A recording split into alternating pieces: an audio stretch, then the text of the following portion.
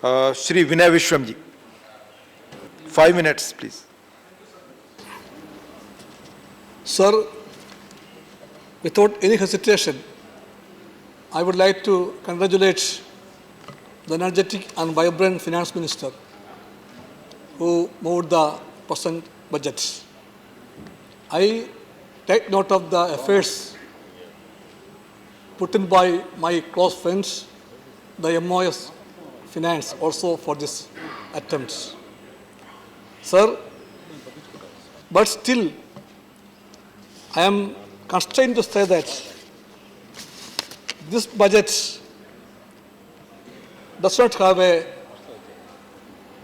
clarity of sense of growth. So this can be called as a document of illusions. Illusions in plenty, but no actual plans for it. It is quite natural for a government that only believe in talking too much and doing nothing. Slogans after slogans are coming. One time, one slogan. Next time, next slogan. Slogans coming, slogans forgotten. This budget is also the same thing happens, sir.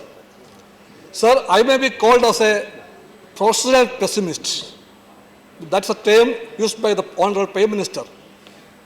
If we say the facts, we are destined to be called as professional pessimists. I don't mind. Please call me as a professional pessimist. I can tell you, Mr. Alphonse, why I am a professional pessimist. Your budget was unjustful to your state and to my state of Kerala. This budget did not take care of the concerns of Kerala. Our efforts for building a new Kerala was completely ignored in this budget. Sir, this budget did not mind the series of proposals made by the government of Kerala on so many issues like AIMS, the Virology Institute, the coach factory. It's a long list, sir. I don't want to explain all of them because of time constraint. So this budget, forget the farmers completely. Their sorrows are ignored completely. Though the speech mentioned about reforms in farm sector, that reforms are not to be having a place in a budget speech in my understanding. But the government talked about it. But the real life of farmers in the country are in doldrums, sir. They have no other way but to commit suicide. And this budget will not provide a road for them to come back to life. So when we say that fact, if you call us pessimists, I repeat, I am a pessimist. And I beg the government to help us to come out of this pessimism. But I challenge them whether they can do it or not. Sir, this government forgot the unemployed youth of the country. The figures are known to all of us. The highest in the last 45 years. In this budget also, there is no room for them, no hope for them. And if you say the truth, you may call us pessimists. I repeat, I am a pessimist in that regard. Sir, on price rise, this budget is absolutely silent. When we say it, if we become pessimist, I will again say I am a pessimist.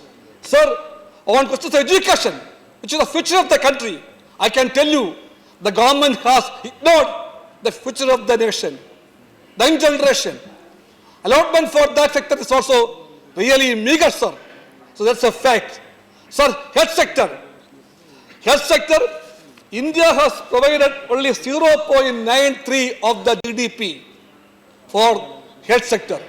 The lowest among the BRICS countries. Lowest among the BRICS countries. If you say that, what will you call us? Pessimist? Then call it 100 times. We are pessimist.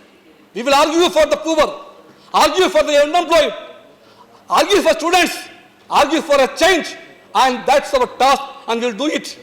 And you have fine-tuned ways to call us bad names, but that names will not suffice for the country's future. Vinay Viswamji, 1 more minute to call. Sir, in that way, I can tell you, water, in our understanding, water is the key word of development, sir. But for you, the key word is investment, which is private and foreign. That's the key word. The surveys told us the key for development is private investments, that too from FDI. That we have seen the whole world. The investors who came from abroad, they went back after like at any moment. They're always on their wings. Where there is profit, they will fight to them. Sir, one more sentence. Sir, about wealth Not tax. one more minute, Sir, one last point. One last sentence. point. Last sentence about wealth tax. If the government wants to make a source for income for development, I can propose, think seriously about wealth tax. Fine tax for 560 lakhs of wealth in the country at the rate of 1%. It will come to 5.6 lakhs crores. Then find the possibility to have a tax on inheritance wealth also. In that way, you can earn 9.3 lakhs crores. That's the way to earn money. Don't impose stress on petroleum products. Don't impose stress on the newsprints, because you are doing that way. That means you are cutting across the freedom of expression, freedom of press. Instead of that, try to tax on the rich and help the poor. That's the way. Thank you. If you are for the poor, Thank you. think of this. Thank you. I conclude, sir. Thank you. you.